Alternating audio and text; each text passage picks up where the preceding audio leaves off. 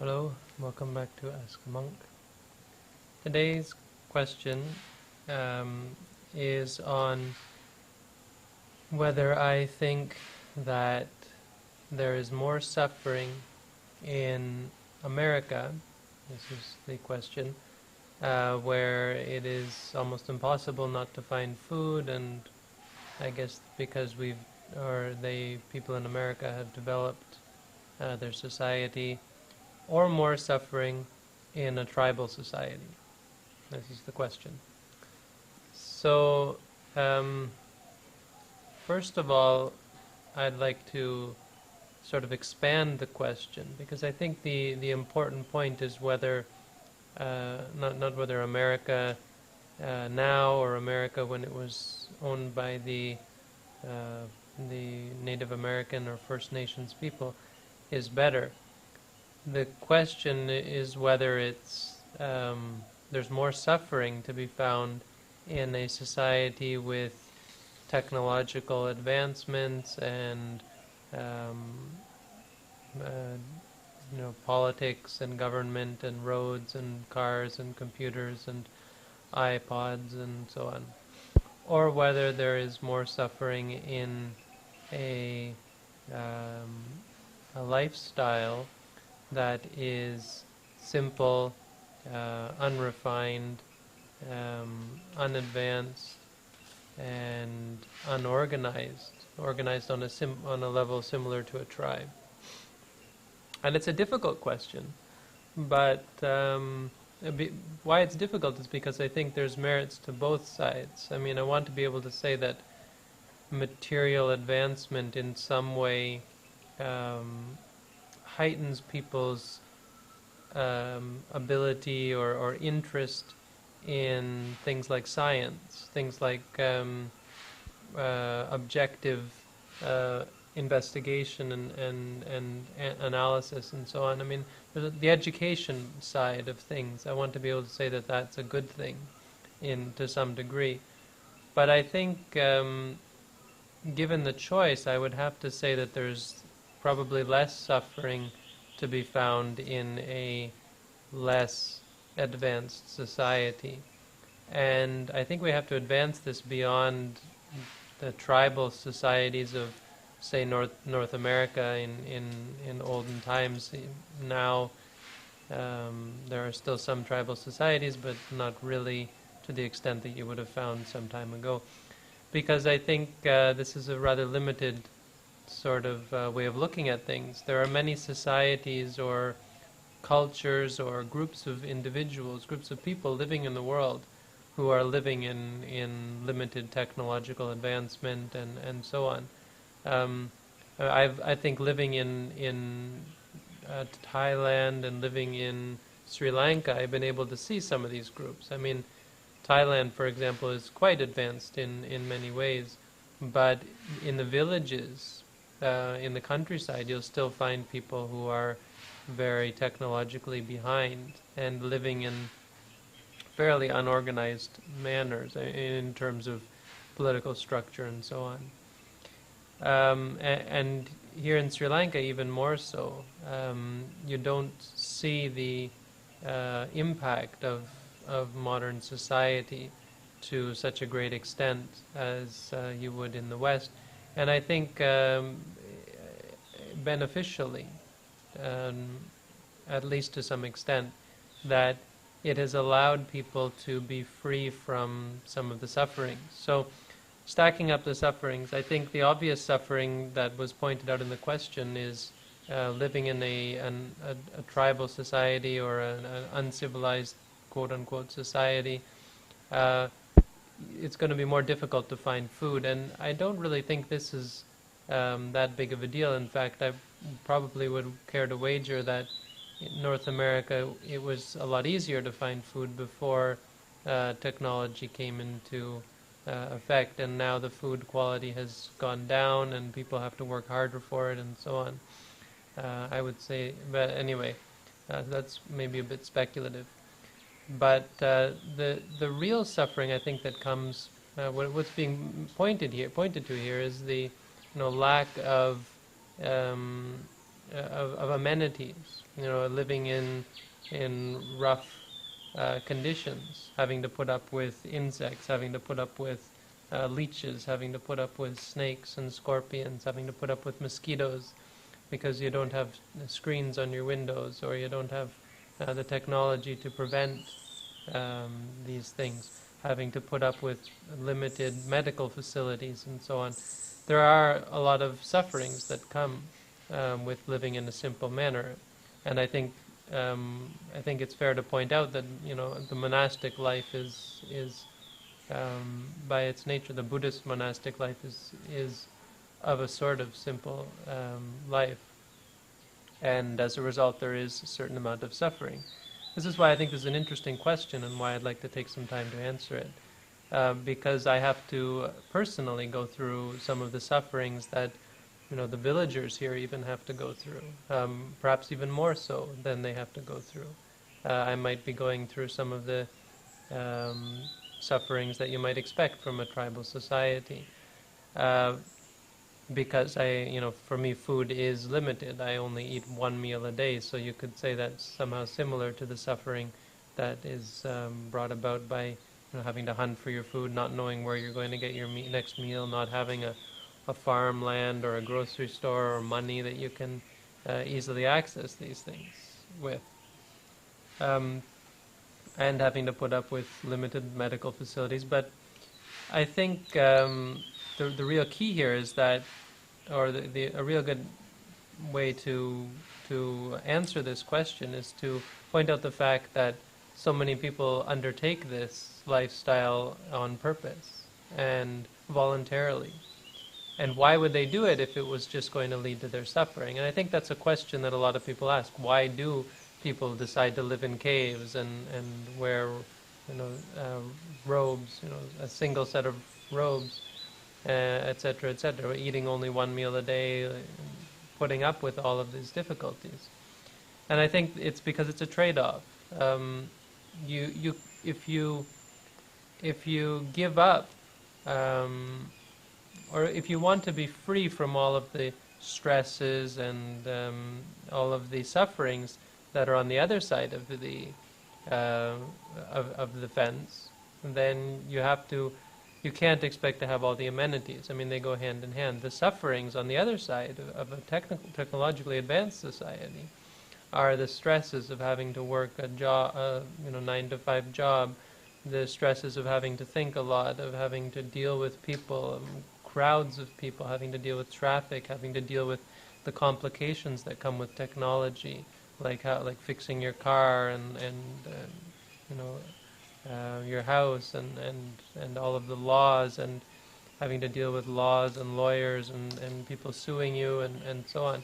There's a huge burden of stress, having to be worried about thieves, having to be worried about crooks, not crook, but people cheating you, having to be worried about your boss, your co-workers, your clients, and so on, and a million other things. I mean, no matter what work you apply yourself to in an advanced society, there are more complications, and as a result, more stress, and as a result, more suffering.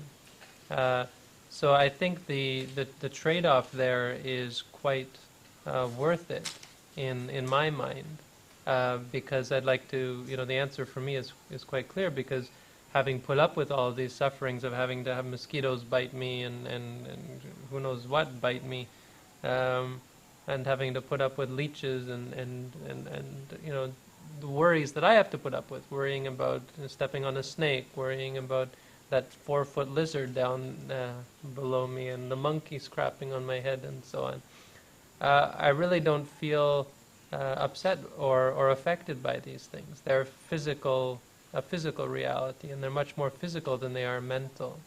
I feel so much more at peace here, living in the jungle, which might look peaceful, but is actually quite dangerous, and keeps you on your toes in many ways. Even during meditation, you have to. There's these little bugs that you can't even see them. They're worse than mosquitoes, and they bite you.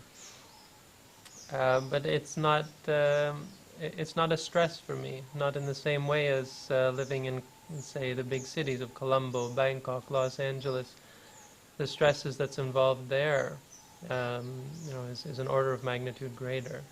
So I'm not sure if this exactly answers the question, but this is how I would prefer to approach it. I think there's far less stress to be had from a simple lifestyle, because the stresses are much more physical than they are mental, and the mental stress is far less. Another thing about living in a simple society, in a simple lifestyle, is that it's much more in tune with our programming physically. I mean, we're still very much related to the monkeys, and so this kind of atmosphere jives with us. Seeing the trees, why people go to nature and they feel peaceful all of a sudden, is because of how, it's not because there's anything special there, it's because of what's not there. There's nothing jarring with your experience, no horns blasting, no bright lights, no beautiful pictures catching your attention, no ugly sights and so on. It's very peaceful, very calm, very natural, right? I mean, that's why we're here. And I think you'll find that in a traditional society.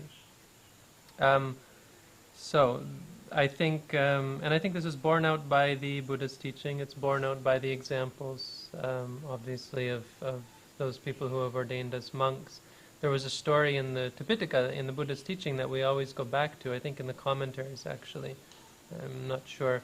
Well, at least it's in the commentaries, about this king, a relative of a king who became a monk, Mahakapina. And after he became a monk, he would sit under this tree. He used to be a king, right? So after he became a monk, he would sit under a tree and go, Aho Sukhang, Aho Sukhang, Aho Sukhang, which means, oh, what happiness, oh, what bliss, oh, what happiness. So you might say he was actually contemplating the happiness, just looking at it and examining it, in much in the same way that we say to ourselves, happy, happy. But the monks heard him saying this and remarking this, and they took it the wrong way. They took it to mean he was, for some reason they took it that he must be thinking about his kingly happiness. He was remembering, oh, what happiness it was to be a king. And so they took him to the Buddha, and the Buddha asked him, what was it? And he said, no, when I was a king, I had to worry about all of these stresses and concerns. My life was always in danger of assassination. I had all this treasure that I had to guard, all these ministers that I had to manage and to stop from cheating me, and all the people who would come to me with their problems, and all the laws I had to enforce, and so on and so on. And I have none of that now. Now I have this tree, 3 robes, my bowl, my tree. And this is the greatest happiness I've ever known in my life, he said. So there's a story to go with this question. I think one final note is that regardless of the answer to this question, whether there's more suffering in either one, I think the point is that whatever lifestyle you can undertake, not that has the least amount of suffering, but which has the least amount of unwholesomeness involved in it, that is the best lifestyle. So for those people who might be discouraged then by the fact that they have to live in a technologically advanced society as a Buddhist, and they feel like they should be living in the forest, I don't mean to say that there's anything wrong with living in the city. I've lived in Los Angeles. I've gone on alms round in North Hollywood, and in places, in Bangkok, in Colombo. I've lived in these places in fairly chaotic and stressful situations. But the point is to live your life in such a way that is free from unwholesomeness. And this is where the question gets interesting, because many tribal societies are involved in what Buddhists would call great unwholesomeness. Their way of lifestyle is hunting, as an example. And though they do it you could say to survive, it's by nature caught up with these states of cruelty, states of anger and delusion. And as a result, it keeps them bound to the wheel of life, that they're going to have to take turns with the deer. This is what the First Nations people believe. They still believe. that, you take turns. I hunt the deer this life, and in the next life I'm the deer and they hunt me, and so on. There are these kinds of beliefs, and this is really in line with the Buddha's teaching. So, I mean, if you're fine with that, having to be hunted every other lifetime or every few lifetimes, then so be it. But this isn't from a Buddhist point of view, this isn't the way out of suffering. It's because there's a lot of suffering. I mean, tribes, of course, then there's tribal warfare, and they're not free from all of this. And we're not free from it on the other side, us living in technologically advanced societies. Living in Canada, I wasn't free from these things. I was hunting as well. Didn't need to, but I went hunting with my father. We engage in a lot of unwholesomeness in advanced societies. So that's the most important. You can live in a city, you can live in nature. The reason why we choose to live in nature is, I think, overall, the amount of peace that you have is the one side, but there's also a lot less unwholesomeness, that you're free from having to deal with other people's unwholesomeness and having to see all these beautiful, attractive sights, wanting to get this, wanting to get that, being annoyed by people, being upset by people. So you're able to focus much clearer on the very core aspects of existence, what really is reality, without having to get caught up in unwholesome mind states of stress and addiction and so on. And I think that's clear. I think being here in the forest is much better for my meditation practice than being in the city. But in the end, it's not the biggest concern, and I'm not afraid to live in the city if I have to, because for me the most important is to continue the meditation practice and to learn more about my reactions and my interactions with the world around me. And sometimes that can be tested by suffering. Again, the Buddha's teaching is not to run away from suffering, it's to learn and to come to understand suffering. When you understand suffering, you'll understand what is really causing suffering. That it's not the objects, it's your relationship and your reactions to them. Your attachment to things being in a certain way and not being in another way. Your attachment to the objects of the sense and so on. When you can be free from that, it doesn't matter where you live, whether it be in a cave or in an apartment complex. So, there's the answer to your question. Thanks, and have a good day.